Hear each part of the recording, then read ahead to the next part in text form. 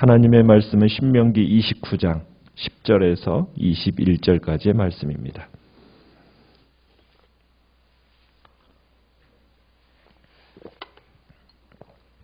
신명기 29장 10절에서 21절까지 교독합니다.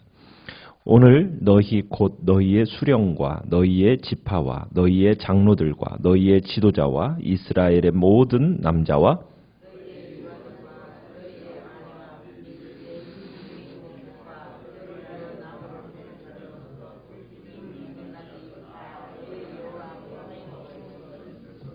내 하나님 여호와의 언약에 참여하며 또 내 하나님 여호와께서 오늘 내게 하시는 맹세에 참여하여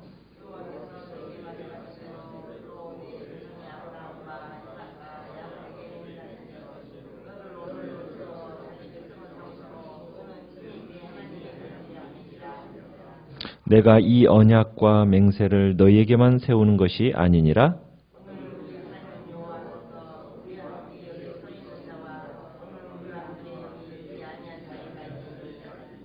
우리가 애굽 땅에서 살았던 것과 너희가 여러 나라를 통과한 것을 너희가 알며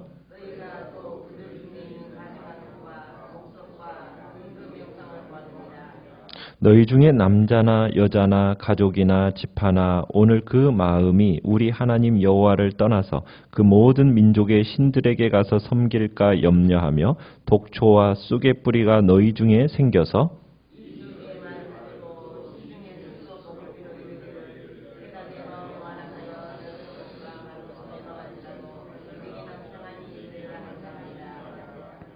여호와는 이런 자를 사하지 않으실 뿐 아니라 그 위에 여호와의 분노와 진을투의 불을 부으시며 또 이 책에 기록된 모든 저주를 그에게 더하실 것이라. 여호와께서 그의 이름을 천하에서 지워 버리시되 여호와께서 곧 이스라엘 모든 지파 중에서 그를 구별하시고 이 율법책에 기록된 모든 언약의 저주대로 그에게 화를 더하시리라. 아멘. 오늘 말씀의 제목은 내 안에 모압 언약이 있다라는 제목으로 말씀을 나눕니다. 모세는 지금 그의 말씀을 듣고자 모여있는 모든 백성에게 지금 하나님의 언약에 참여하라 지금 이렇게 말하고 있습니다. 12절에 보면 내 하나님 여호와의 언약에 참여하라. 지금까지 지속된 반역과 불순종을 버리고 이 순간부터는 하나님의 백성으로서 믿음으로 살아가라. 지금 이야기를 하는 겁니다. 지금 언약을 갱신하는 예식입니다. 지금 분명 모세 앞에 서 있는 이 백성들을 위한 것입니다. 그런데 그래서 모세는 오늘 본문에서 오늘이라는 단어를 5번에 걸쳐서 쓰고 있는 것을 보게 돼요. 10절에 오늘이라는 단어가 있고요. 12절에 오늘, 13절에 오늘, 15절에 오늘이 2번에 걸쳐서 나오는데 5차례나 오늘이라는 이 점을 강조합니다. 그런데 그냥 그 오늘 그 자리에 있는 사람만을 위한 것도 아니고 이 언약은 이미 과거에서 유래된 언약이다. 13절에 보면은 아브라함과 이삭과 야곱에게 맹세하셨던 언약이었고 그러면서 또 미래를 위한 언약이다 이야기합니다. 14절에서 너희에게만이 아니라 15절에 있는 것처럼 오늘 우리와 함께 여기 있지 아니한 자까지 미래 세대를 위한 그런 언약이다라는 것을 이제 오늘 강조하고 있습니다. 그러면서 이 여호와의 언약에 참여하는 대상이 누구인가 한번 우리가 살펴보면은 이 언약에 참여하는 사람은 이스라엘 땅에 사는 모든 사람이라는 것을 우리가 알게 됩니다. 10절에 가서 보시듯이 수령, 지파, 장로들, 지도자 먼저는 모든 그런 지도자, 장로들 관리를 포함하고 있습니다. 그리고 남자들 거기다 뿐만 아니라 11절에 가보시면 유아들, 어린아이들, 또 여자들 그 다음에 또 누구까지도 포함하고 있습니까? 예, 객이라는 것은 뭐예요? 이방인이죠. 이방인입니다. 거기에다가 누구도 포함시키고 있습니까? 나무를 패는 자, 물을 길어오는 자. 이 사람들은 어떤 사람이냐? 우리가 여호수아에서 보면은 그 상호 보호 조약을 체결하면서 물 깃는 자, 장작 패는 자로 삼았던 족속이 있습니다. 몰래 이렇게 언약을 맺었던 족속이 있죠. 어떤 족속이었죠? 기브온 족속이었습니다. 기브온 족속.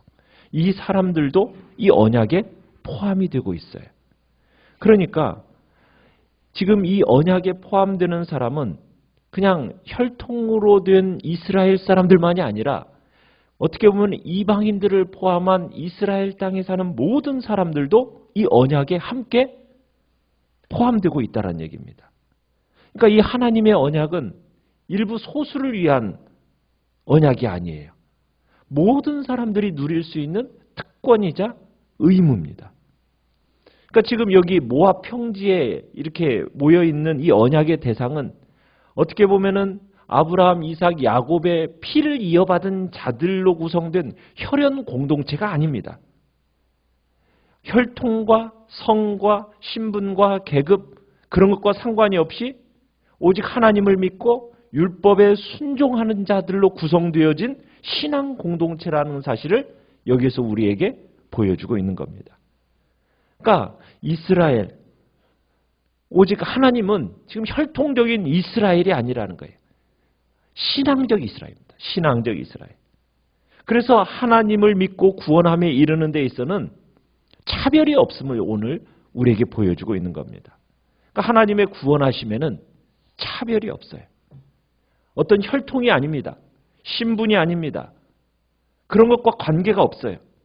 오직 당신을 믿고 하나님의 그 언약에 순종하겠다 하는 모든 자들은 다 구원에 이르게 되는 겁니다.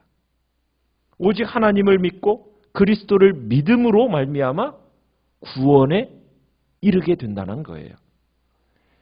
이방인이요, 신분적으로 어떻게 보면 비천한 우리였습니다. 우리가 오늘날 이런 구원에 이르게 된 것도 바로 이 하나님의 이 복된 은혜요, 공평하심 때문입니다. 믿는 자들에 대해서 차별함이 없이 하나님의 이 은혜가 아니었다면 우리가 이 자리에 설 수 있었을까요? 없었어요. 하나님은 우리를 구원에 이르게 하시는 그 믿음, 그걸 귀하게 여기시고 그것을 잃지 않도록 각별히 유의해야 될 것입니다.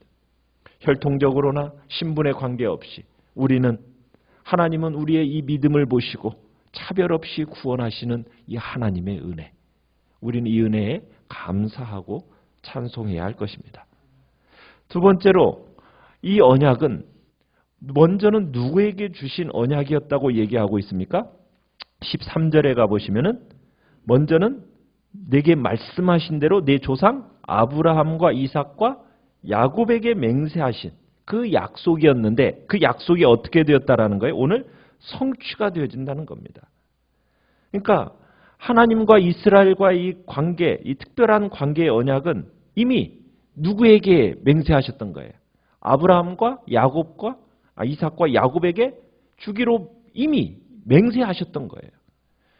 하나님이 그의 자손들에게 뭐가 되게 해주시겠다고, 자기 백성을 삼아주겠다고, 친히 내 하나님이 되어주겠다고 약속하셨고 그 약속이 이제 아브라함의 자손인 너희들에게 동일하게 이렇게 이루어진다는 것을 지금 확인시켜주고 있는 거죠.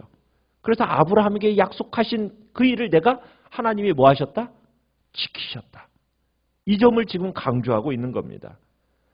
지금 어떻게 보면 하나님이 먼저 제시한 이 언약이 여기까지 왔음을 이야기하고 있죠. 자, 그런데 이 언약은 언제까지 유효한 언약일까요?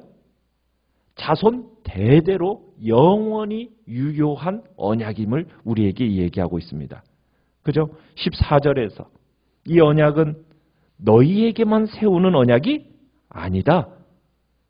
지금 여기 여호와 앞에 서 있는 모든 자와 그 다음에 또 누구에게까지요? 지금 오늘 우리와 함께 있지 아니한 자, 누구를 얘기하겠습니까? 미래 세대들까지도 지금 이 언약이 유효하다. 그리고 이 언약은 끊임없이 갱신되어야 한다.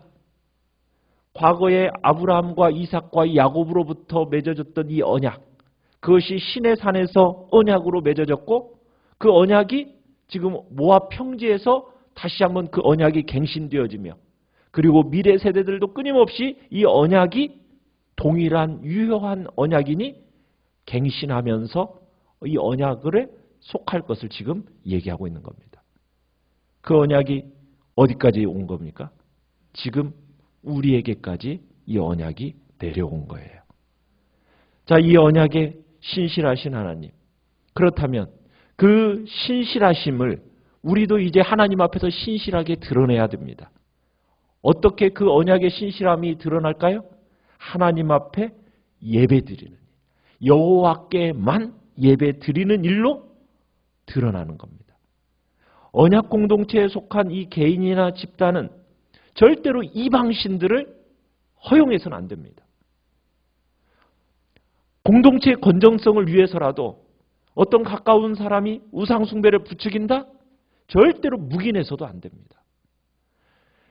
이스라엘 백성들은 16절, 17절을 보시면은 애굽 땅에서 보고 깨달은 것이 있었어야 됐어요. 애굽 사람들은 지금 주로 무슨 일을 해왔다고 이야기를 하고 있습니까? 가증한 것, 목석, 은금의 우상을 섬겼어요. 어떻게 보면은 애굽은 우상 전시관과 같은 곳이었습니다. 모세는 이 점을 상기시키면서 너희들은 과거에 이걸 배웠어야 되는 거예요. 자, 그런데 생명력이라고는 없는 이 애굽의 수많은 우상들을 보면서 이스라엘 백성들이 깨달았어야 되는데 그걸 깨닫지 못하고 광야에서도 그들은 뭘 섬겼습니까? 우상을 섬겼죠. 우상을 버리지를 못했어요. 깨달은 게 없었어요. 중요한 교훈을 어떻게 보면 배웠어야 되는데 놓쳐버린 거예요. 그렇다 할지라도 너희들 우상 숭배하면 어떻게 되느냐?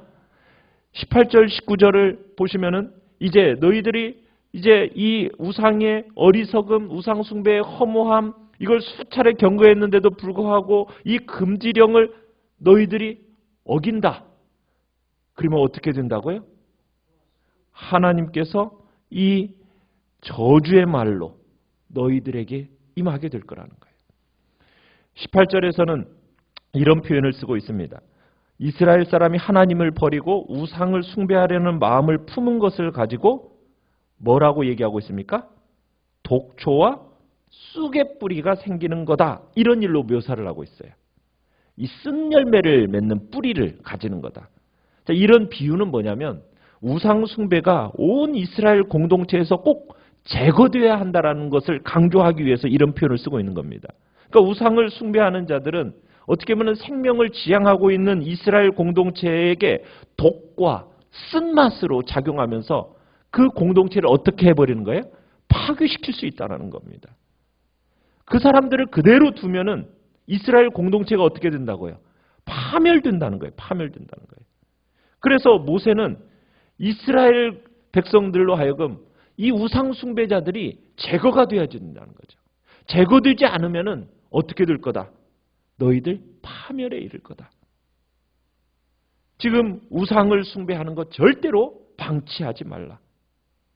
개인이든 공동체든 그 책임과 역할이 막중하다는 겁니다.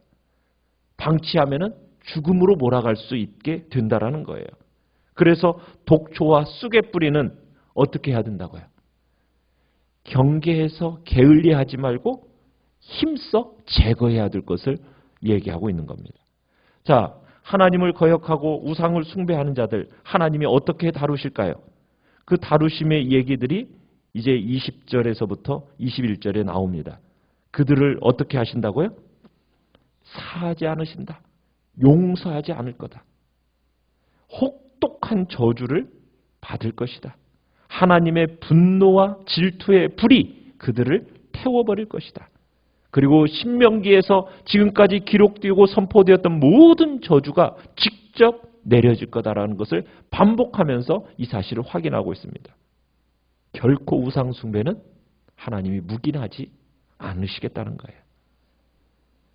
자, 그런데 이 우상 숭배의 원인 중에 하나가 뭐냐? 19절로 가보시면은 이 저주의 말을 듣고도 심중에 스스로 복을 빌어 이르기를 내가 내 마음이 뭐해서? 완악한 게 문제입니다. 완악한 게 문제예요. 마음을 완악하게 하는 게 문제예요. 하나님이 이렇게 심판을 경고하시는데도 불구하고요. 마음을 완악하게 해서 그 완악하게 하는 이유가 뭘까요? 하나님의 심판을 기억하지 않기 때문이에요. 하나님의 심판. 이거 기억해야 되는 문제인데 기억하지 않으니까 마음을 어떻게 해요? 완악하게 하는 거예요. 아이로 하여금 난로가 뜨거워요. 근데 그 뜨거움을 자꾸 알려줘요. 알려주는데도 자꾸 못 알아듣죠? 자꾸 손대려고 해요. 여러분, 말려도 만지려고 하면 어떻게 해야 돼요? 뜨거운 맛을 봐야죠. 참 말해도 안 듣는데 뜨거운 맛을 볼 수밖에 없잖아요. 진짜 뜨거운 맛을 봐버리면 이제 그 다음부터는 어떻게 해요? 안 되죠, 안 돼. 되라고 해도 안 되죠. 하나님께서는 우리의 마음이 완악해서는 안 된다는 거예요. 말로 할 때 어떻게 하라고요? 좀 알아들어라. 꼭 손을 대봐야 알겠느냐. 주님 앞에서 우리는 절대로 완악한 마음 가져서는 안 되십니다. 정말 죄 가운데 사는 자들은 반드시 하나님이 뭐 하신다는 거예요? 심판하신다. 하나님의 그 심판의 불 피하지 못할 것이니 그 심판을 기억하면서 겸손히 행하라. 하나님께 말씀에 순종함으로 의를 행하는 자가 되어라. 이것이 지금 언약을 맺은 하나님의 백성으로서 우리가 살아가야 하는 삶의 방식임을 오늘 이야기하고 있는 겁니다. 하나님은 신실하십니다. 아브라함과 이삭과 야곱에게 맹세하셨던 그 맹세대로 이루어 오셨고요. 그리고 그 언약을 참으로 이 모압 평지에서 듣는 이스라엘 백성들을 언약 그대로 또 신실하게 행하셨듯이 오늘 이 시대를 살아가는 우리에게도 이 언약은 동일한 언약으로서 하나님은 신실하게 우리에게 섬기고 선하게 인도하십니다. 그리고 우리에게 동일하게 어떠한 마음을 요구하시는 겁니까? 완악한 마음을 갖지 말고 하나님을 향한 신실한 마음으로 사랑하고 주님과 더욱 친밀한 복된 자리에 있을 것을 주님은 말씀하고 계시는 겁니다. 그 언약 안에서 우리 모두가 풍성한 복을 누리게 되기를 간절히 축원합니다.